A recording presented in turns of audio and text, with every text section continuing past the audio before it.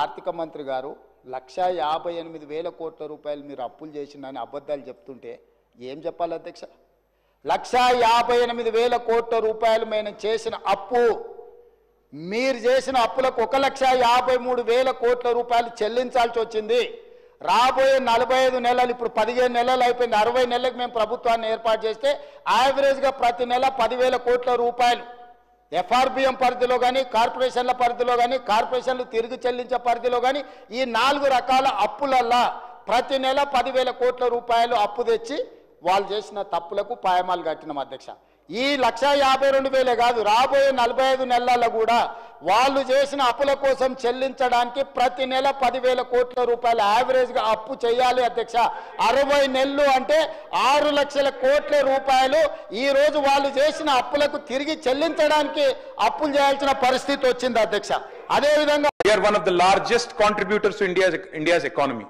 ఇంతకుముందు ముఖ్యమంత్రి గారు చెప్పారు 19% ఉన్న దక్షిణాది రాష్ట్రాలు 36% జీడిపి కాంట్రిబ్యూట్ చేస్తున్నాయి. Yes, and I'm proud. Yes, of course we are Indians. ముందుగా భారతీయులు, భారత జాతి నిర్మాణంలో పాలు పంచుకుంటున్న వాళ్ళు, భారతదేశాన్ని సాదుతున్న రాష్ట్రాల్లో ఇవాళ టాప్ 5లో తెలంగాణ ఉండడం మనందరికీ గర్వకారణం అనే మాట నేను విజ్ఞప్తి చేస్తా ఉన్నా అధ్యక్ష. మన జనాభా ఎంత అధ్యక్ష? భారతదేశంలో హార్డ్లీ 2.8%. కానీ మన కాంట్రిబ్యూషన్ ఏంది అధ్యక్ష? 5.1% టు జీడిపి ఆఫ్ ఇండియా. మనందరికీ గర్వకారణం అధ్యక్ష. వీఆర్ ఎ బాక్సర్. 50 కిలోల బాక్సర్ 100 కిలోల కాంట్రిబ్యూషన్ ఇచ్చినట్టు అధ్యక్ష. We are punching double our weight. That is Telangana today. That is how I'm a proud Indian, I'm a proud Telangana అధ్యక్ష. డ్రోన్ ఎగరేసిందని, డ్రోన్ ఎగరేస్తే ఎవరైనా అనుమతి తీసుకోకుండా ఒక డ్రోన్ ఎగరేస్తే ఆ డ్రోన్కు 500 రూపాయలు ఫైన్ వేస్తారు అధ్యక్ష. కానీ పార్లమెంట్ సభ్యుడిగా, కాంగ్రెస్ పార్టీ వర్కింగ్ ప్రెసిడెంట్గా నన్ను అరెస్టు చేసి జైలుకు పంపించి మామూలుగా దానికి 500 రూపాయల ఫైన్ ఉంటే బిలో 7 years ఉంటే రిమాండ్కే పంపరు, పోలీస్ స్టేషన్ బెయిల్ ఇవ్వాలి. కానీ అధికారాన్ని అడ్డం పెట్టుకొని అన్ని రకాల వ్యవస్థల మీద ప్రభావితం చేసి చర్లపల్లి జైలుకు పంపించి నక్సలైట్లు, ఐఎస్ఐ తీవ్రవాదులు ఉండే డిటెన్షన్ సెల్లో ఒక కాంపౌండ్లో ఏ ఒక్క ఖైదీని లేకుండా 7 ఫీట్లు బై 12 ఫీట్లు ఉంటే అందులో 3.5 ఫీట్లు పండుకోవడానికి దిమ్మె ఉంటుంది, ఒక చిన్న బాత్రూమ్ ఉంటుంది అధ్యక్ష.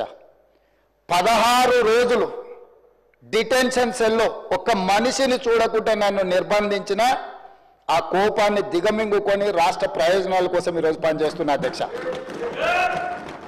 రాత్రిపూట పడుకోవడానికి లైట్ బంద్ చేయకుండా ట్యూబ్ లైట్లు ఆన్లో పెడితే అది ఓపెన్ ఎయిర్ జైలు. ఇంతింతలో బల్లులు 7 ఫీట్లలో 3.5 ఫీట్లు దిమ్మ ఉంటే దిమ్మ మీద పడుకుంటే ఇంకొక 3.5 ఫీట్లు గ్యాప్ ఉంటుంది.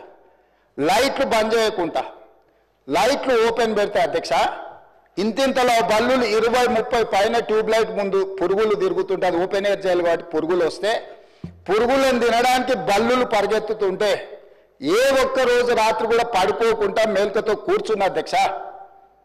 బయట కానిస్టేబుల్ లైట్ బంద్ చేయవా పడుకుంటా అంటే, లేదు సార్ పైనుంచి ఆదేశాలు ఉన్నాయి, ఆ ట్యూబ్ లైట్లు బంద్ చేస్తే మీరు పడుకుంటారు కాబట్టి ట్యూబ్ లైట్లు ఆన్లోనే పెట్టమని. ఆ ట్యూబ్ లైట్ స్విచ్ బయట ఉంటుంది అధ్యక్ష, లోపల ఉండదు.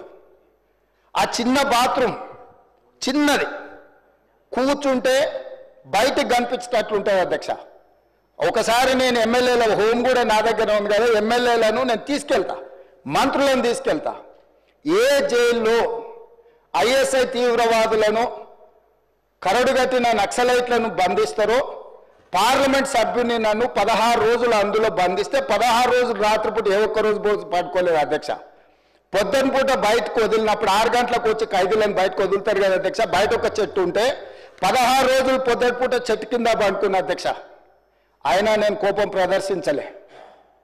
ఇంకా విచిత్రం, నాకు ఇంకా గమ్మత్ అనిపించింది ఆయన అధ్యక్ష. ఆయన ఏమైనా స్వాతంత్ర ఉద్యమం చేసి జైలుకు పోయింది అధ్యక్ష? ఏం చేసిపోయింది అధ్యక్ష జైలుకి? ఆయన ఏదో పెద్ద సానుభూతి. మేము పోలేదా జైలుకి? వరంగల్ జైలుకి నేను కూడా పోయిన తెలంగాణ ఉద్యమంలో. ఎస్, ఉన్నాం అక్కడ, బరాబర్ ఉన్నాం. మీరెందుకు పోయినరంటే నేను అడుగుతున్నా ఈరోజు. ఎస్, మీ ఇంటికి ఇవ్వాలని జూబ్లీ హిల్స్ ప్యాలెస్ మీదకి ప్రైవేట్ వాడు డ్రోన్ పంపితే ఊకుంటావా? ఆడ నీ బిడ్డనో నీ వైఫో ఉంటే వాళ్ళని ఇష్టం ఉన్నట్టు ఫోటోలు తీస్తే ఊకుంటావా? ఎవరి ఇళ్లలో పడతా వాళ్ళ ఇళ్ళ దొరబడతా, నా ఇష్టం ఉన్నట్టు చేస్తా, అరాచకం చేస్తా అంటే ఊకుంటారా అధ్యక్ష? ఇది పద్ధతేనా అధ్యక్ష? అంటే మీ కాడికి వచ్చేవరకే కుటుంబాలు, మీ కాడి కొరకు వచ్చేవరకే భార్య పిల్లలు, వేరే వాళ్ళకి లేరా అధ్యక్ష భార్య పిల్లలు? మీరు ఆనాడు ఇష్టం ఉన్నట్టు మాట్లాడినప్పుడు, లేని రంకులు అంటగట్టినప్పుడు, ఇష్టం ఉన్న సంబంధాలు మాట్లాడినప్పుడు ఆ రోజు లేవా నీతులు? చివరికి మా ఇంట్లో పిల్లల్ని కూడా తిట్టింది మీరు కాదా? ఆనాడు మా ఇంట్లో చిన్న చిన్న పిల్లల్ని పట్టుకొని, మైనర్ పిల్లల్ని పట్టుకొని బూతులు మాట్లాడింది మీరు కాదా? మీరేదో పెద్ద సానుభూతి కోసం మాట్లాడితే ఏం పని చేసిపోయినా మీరు జైలు. అయినా నేను అడుగుతున్నా ముఖ్యమంత్రి గారు, నేను అడుగుతున్నా అధ్యక్ష, జైలుకి ఎవరు పంపుతారు అధ్యక్ష? ప్రభుత్వాలు పంపుతాయా? కోర్టులు పంపుతాయి. కోర్టులో మీరు ఛాలెంజ్ చేసినారు, నన్ను రిమాండ్కి పంపొద్దు అని మీ లాయర్లు అడిగినారు. కోర్టు కాదు మీరు జైలుకే పోవాలని చెప్పింది. మేమేం చేస్తాం దానికి? రిమాండ్కు పంపేది మేం కాదు సార్, మీరు కాదు. ముఖ్యమంత్రి గారు హుంకరిస్తున్నారు. నేను అనుకుంటే అక్కడ ఎవరు మిగిలరు. నువ్వు ఏమనుకున్నా ఏం ఫరకు పడదు, నువ్వు ఏం చేసుకున్నా ఏం ఫరకు పడదు. నువ్వు అనుకుంటున్నావేమో పదవి శాశ్వతం, అధికారం శాశ్వతం, ఏది శాశ్వతం కాదు. అధ్యక్ష నేను కోరుతా ఉన్నా, ముఖ్యమంత్రికి అపరిమితమైన అధికారాలు ఉండవు. ముఖ్యమంత్రికి అపరిమితమైన అధికారాలు ఉండవు. ఎవరిని పడితే వారిని జైలుకు పంపే అధికారం ఉండదు, కోర్టులకు ఉంటది.